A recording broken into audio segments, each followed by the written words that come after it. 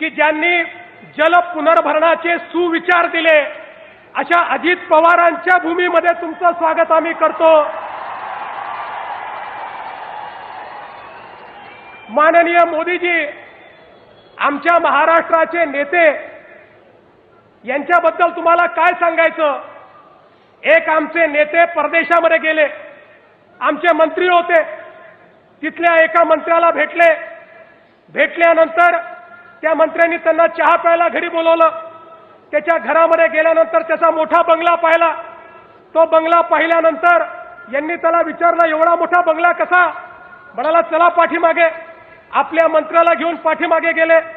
मंत्र्याला त्यांनी सांगितलं, म्हणे ती नदी दिसते, म्हणे दिसते, त्याच्यावर पूल दिसतोय, म्हणे दिसतोय, म्हणे त्यातले 10% हा बंगला बांधला। 1 वर्षानंतर तो विदेशातला मंत्री आपल्या देशामध्ये आला आणि आपल्या काँग्रेस राष्ट्रवादीच्या मंत्र्याला भेटला।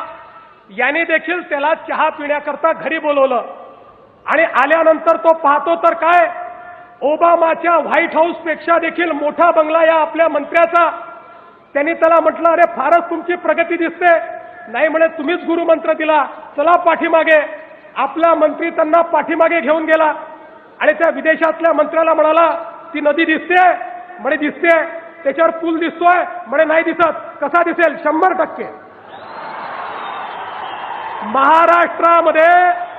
महाराष्ट्रामध्ये जो सिंचनाचा घोटाळा अजित पवारांनी केला तो असाच केला।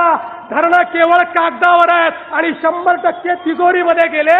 शेतकऱ्याच्या शेतीला पाणी मिळालं नाही, पण अजित पवारांच्या तिजोरीत मात्र सगळा पैसा गेला। अशा प्रकारचं नेतृत्व या महाराष्ट्राला मिळालंय। मोदीजी, आमच्या महाराष्ट्राची कॉम्पिटिशन ही भ्रष्टाचारामध्ये केंद्राशीच चाललेली आहे।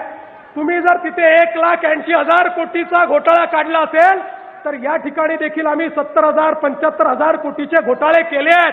शेवटी महाराष्ट्र आहे। आज या देशाची अवस्था अशी आहे